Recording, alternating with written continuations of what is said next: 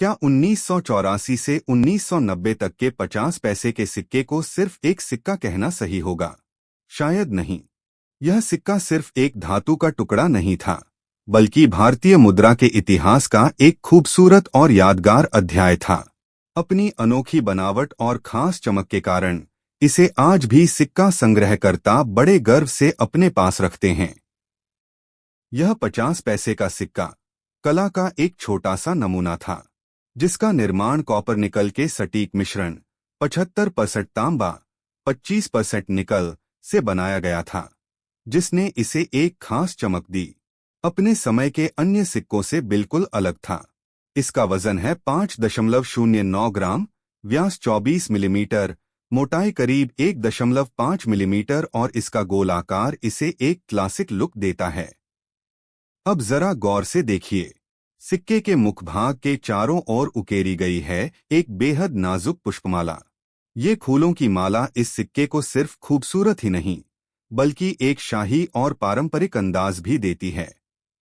ऐसा लगता है जैसे भारत की सांस्कृतिक सुंदरता को बड़े प्यार से इस छोटे से धातु के सिक्के में पिरो दिया गया हो। और हाँ, जैसे मुखभाग के किनारों पर पुष्पमाला थी, वैसे ही पृष्ठभाग के किनारों पर भी एक नाजुक पुष्पमाला उकेरी गई है। यह माला डिजाइन को संतुलित करती है और सिक्के को एक आकर्षक और सामंजस्यपूर्ण लुक देती है। सिक्के के अग्रभाग ऑब्वर्स साइड पर राष्ट्रीय चिन्ह अशोक का सिंह स्तंभ, लायन कैपिटल ऑफ अशोका दिखाई देता है। नीचे लिखा है सत्यमेव जयते, मतलब सत्य की ही जीत होती है। सिक्के के किनारों पर ध्यान दें। बाएं तरफ हिंदी में भारत और दाएं तरफ अंग्रेजी में इंडिया अंकित है। मुखभाग के किनारों पर एक पुष्पमाला फ्लोरल रीथ का रूपांकन भी उकेरा गया है। यह पुष्पमाला सिक्के को एक अलग ही नफासत देती है, मानो यह छोटा सा सिक्का सिर्फ लेन देन का साधन नहीं, बल्कि अपने आप में एक कलाकृति हो। अब चलिए सिक्के के पृष्ठभाग रिवर्स साइड यानी पीछे के हिस्से पर नजर डालते हैं।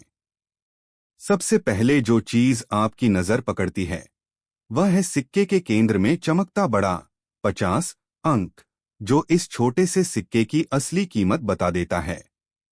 सिक्के के बाएं ओर हिंदी में पैसे और दाएं ओर अंग्रेजी में पैसे लिखा है। इस छोटे से सिक्के में दो भाषाओं का खूबसूरत संगम देखने को मिलता है।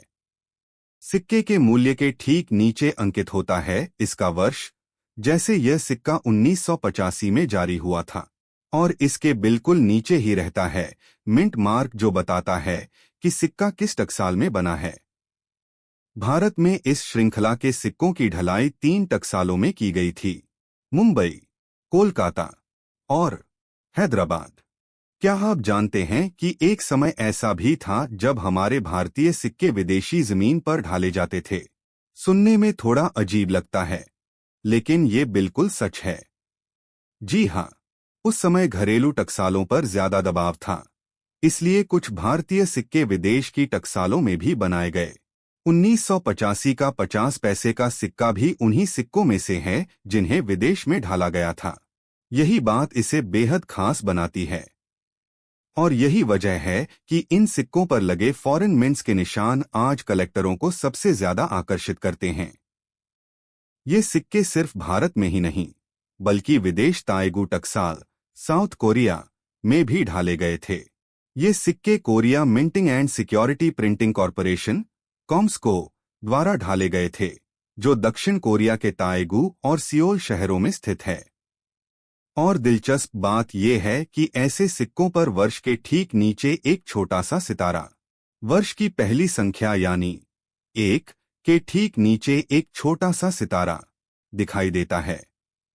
यही स्पेशल मिंट मार्क बताता है कि सिक्का भारत में नहीं, बल्कि विदेश की ताएगू टकसाल में बना है। तो दोस्तों, इन सिक्कों का ऐतिहासिक महत्व इसलिए भी है क्योंकि ये भारतीय सिक्कों में मिश्र धातु के उपयोग की दिशा में एक कदम थे। 1984 से 1987 तक इन्हें कॉपर निकल धातु से बनाया गया, जबकि 1988 से 1990 तक इन्हें फेरिटिक स्टेनलेस स्टील से बनाया जाने लगा। धातु में यह बदलाव उत्पादन लागत को कम करने और सिक्कों की स्थायित्व बढ़ाने के उद्देश्य से किया गया था। यह परिवर्तन उस समय की आर्थिक चुनौतियों और उन्हें हल करने के सरकारी प्रयासों का सीधा प्रमाण है।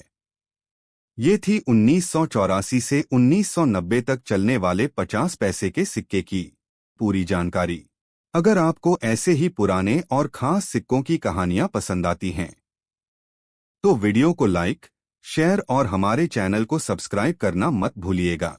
कमेंट करके बताइए कि आपके पास ऐसा कोई सिक्का है या नहीं।